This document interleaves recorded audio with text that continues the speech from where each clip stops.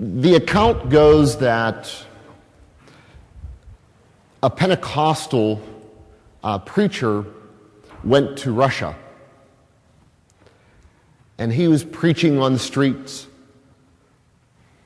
And for some reason, he, singled out this one little Russian lady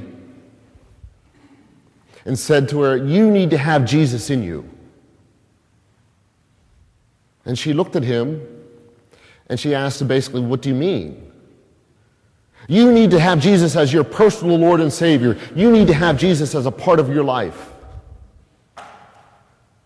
And she said, "I do." And he says, "What do you mean?" She says, "I eat his body and I drink his blood." How closer can you get to the Lord? And the preacher didn't know what to say. So he just said something innocuous and just moved on. If there were a theme of what the body and blood of Christ means, that's the theme. Having Jesus a part and parcel of who you are. This homily today is more of a reminder homily. So, it's not pointing any type of fingers. But if the shoe fits, wear it. And that includes me. For 20 years, basically on every Corpus Christi Sunday, I remind people of what we do. It's mostly the priest's fault over the centuries, but Mass moved from what St. Paul said today to basically something that for many centuries was like watching a movie.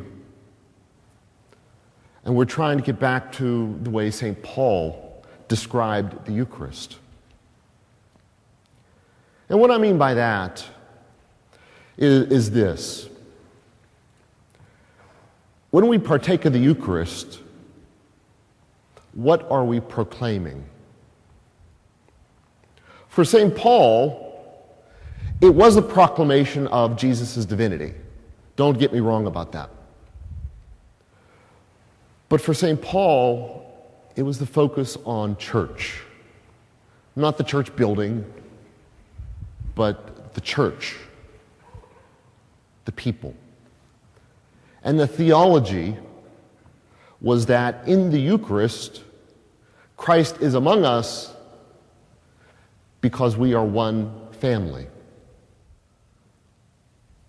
The focus of the Eucharist is to share that oneness. Many people misunderstand what Mass is all about. They think that you come to Mass in order to be one. You take communion in order to get that strength.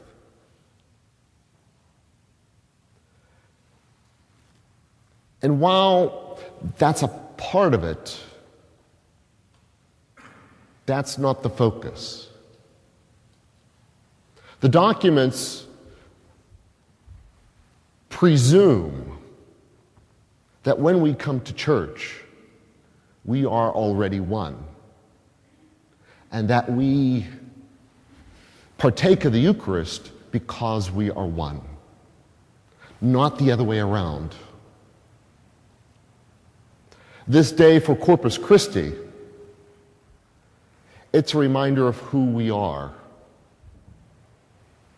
So I've always said in the past, if you're in mortal sin, you shouldn't partake of the Eucharist because we're not one. Father, I need the Eucharist. That's my energy. You're giving yourself an excuse. You're using the Eucharist not as a person, but as holy magic, an object. Well, I don't want people to see that I've sinned. I don't want them to say anything about me. Whose fault is that? Is it mine? Is it God's? Something to remember. I can't go to communion because I'm a sinner. That's what the sacrament's for. If you hold on to the sin, even after the sacrament, you're doing God injustice and yourself injustice. We worship. I was told, shortly after I got here, Father, I'm not Catholic, and it hurts when I can't go to communion. I don't, but it hurts because I see some Catholics who I know personally, they should never go. I see that too. This day, though, is a reminder of who we are. When we come into church and we genuflect to the tabernacle, we're genuflecting to a person, not a holy object. When we come up for communion, we're not, just coming up to receive something, but to partake in someone. Sometimes we come up irreverently. A priest that I know, he was distributing communion, and a cell phone went off. And the guy was talking on the cell phone coming up to communion. He diffused it. We don't give takeout.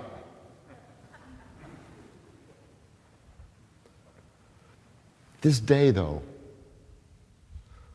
what do we think of the Eucharist? Do we think of it as an object, a sacred object, but an object nonetheless? Do we think of it as a person?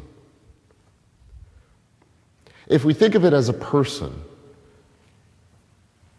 what does that say about us partaking of it? Think about it.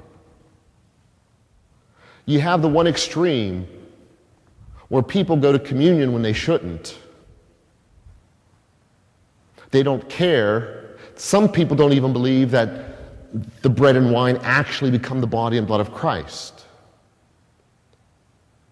If you believe that, why do you go to communion?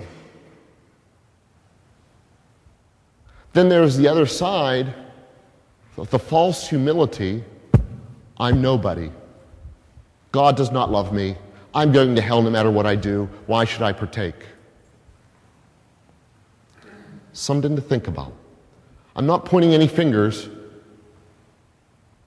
but it's just something to think about. I've been there myself. Who is God that we celebrate today? What is this all about that we celebrate today? Why do we celebrate today? Questions to ponder, questions to think about, questions to reflect.